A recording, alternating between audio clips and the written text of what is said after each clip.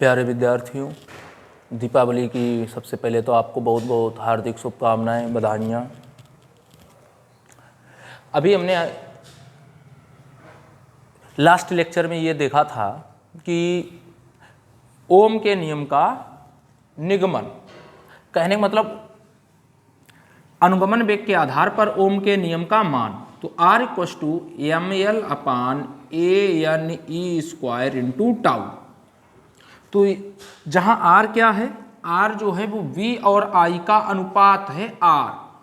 अब हमें ये जान लेना है आखिर ये R यानी वैद्युत प्रतिरोध क्या है, और इसी के साथ हम जानेंगे ये R की डिपेंडेंसी, R का मान किन किन वैल्यूओं पर, किन किन मान पर, किन किन वैल्यूज पर निर्भर करता है।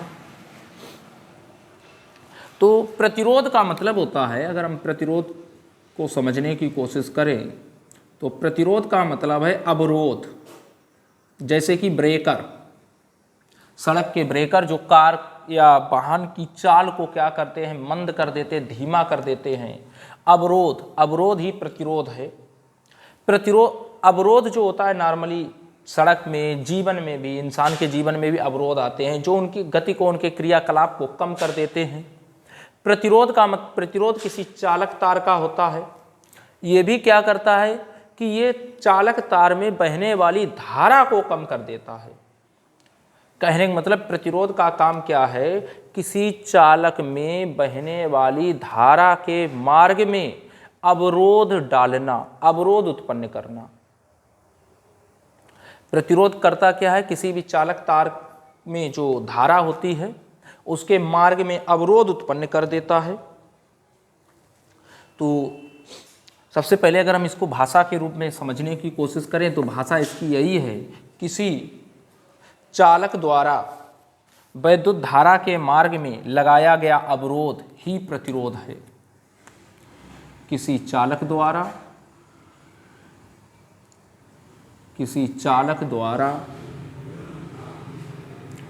वैद्युत धारा के मार्ग में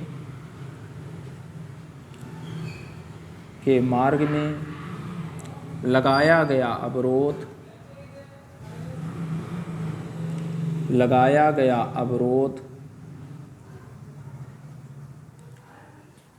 ही प्रतिरोध है। लगाया गया अवरोध ही प्रतिरोध है।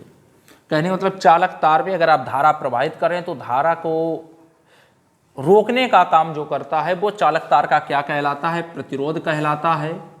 और इसे कैपिटल R से प्रदर्शित करते हैं।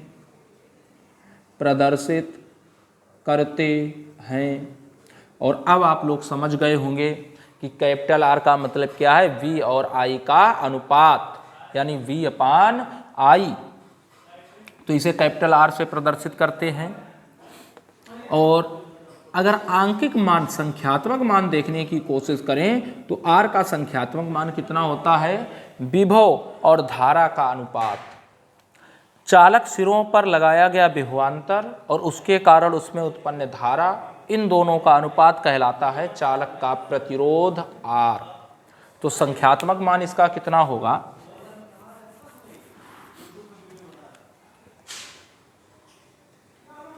चालक के सिरों पर लगाया गया विभवांतर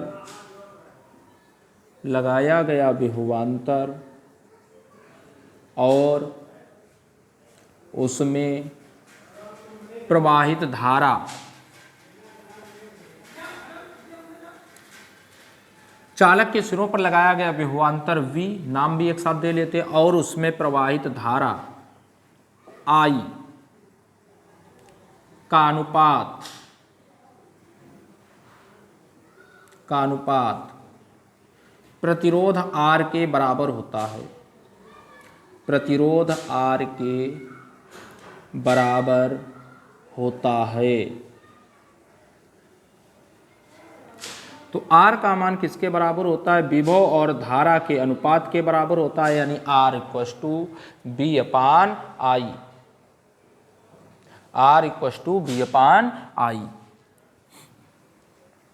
अगर हम इसके तो यहाँ पर हमें खास कुछ समझना नहीं है, जानते हैं प्रतिरोध का मतलब क्या है। ये देखिए दीवाली आ गई है।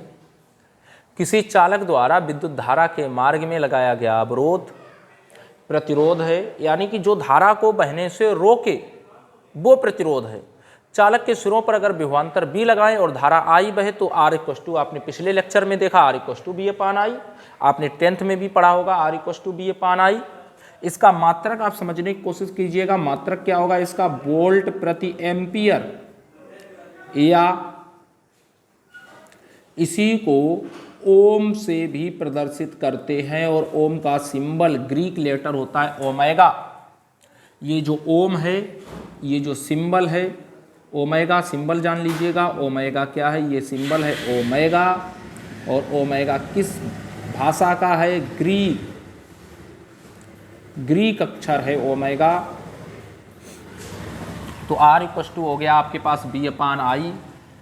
तो यहाँ पर हमने प्रतिरोध के विषय में जान लिया, इतना और जान लेते हैं। चलिए R की विमा के विषय में जानने की कोशिश करते हैं। तो R की अगर हम विमा की बात करें तो R = क्या होता है? V/I। मात्रक क्या है? वोल्ट प्रति एम्पियर। विमा निकालना आसान है। अगर आपको डायरेक्ट वोल्ट की विमा पता है तो वोल्ट की विमा पुट कर दीजिए। एम्पियर की विमा तो पता ही है, एम्पियर की विमा A, तो एम्पियर की विमा पुट कर दीजिए। अगर आपको किसी कारणवश वोल्ट की विमा नहीं पता है तो आप इतना जानते हैं V = होता है W/Q। तो W/Q जैसे ही आप पुट करेंगे तो R = क्या मिलेगा? V की वैल्यू कितनी है? W/Q, और इनटू में कितना है? I। अब मात्रक कुछ वोल्ट का मात्रक, वोल्ट को हम क्या लिख पाएंगे? वोल्ट, यहाँ ये वोल्ट है और इस वोल्ट को लिखा जा सकता है जूल प्रति कूलाम। तो वही काम कर लेंगे। W को क्या कह लेंगे? जूल। Q को कह लेंगे कूलाम। I को कह लेंगे एम्पियर। बस बन गई। यहाँ पर विमा देख पाएंगे। जूल की विमा सबको पता होनी चाहिए, कार यानी W, ठीक है, कार। और W की विमा होती है mL2T-2, पता होनी चाहिए सबको। तो जूल की विमा लिख लेंगे mL2T-2 divided by coulomb Q = होता है IT। तो I की विमा A और T की विमा T। I मतलब धारा की विमा A होती है, T की विमा टाइम, यानी इसकी विमा क्या हो गई? AT। तो कूलाम की विमा हो जाएगी AT। और धारा की विमा क्या होती है? I की विमा क्या है? A। तो पुनः एम्पियर है तो इसकी विमा क्या आ जाएगी? A। चेक कर पाएंगे mL2 T चेक करिए, माइनस के 2 टाइम्स पहले से है, ये वाला T ऊपर जाएगा तो T कितना हो जाएगा? -3 टाइम्स। एम्पियर एक बार है, एक बार ये है, 2 बार एम्पियर हुआ और ये एम्पियर ऊपर जाएगा तो एम्पियर -2। तो विमा आसान है mL2T-3A-2।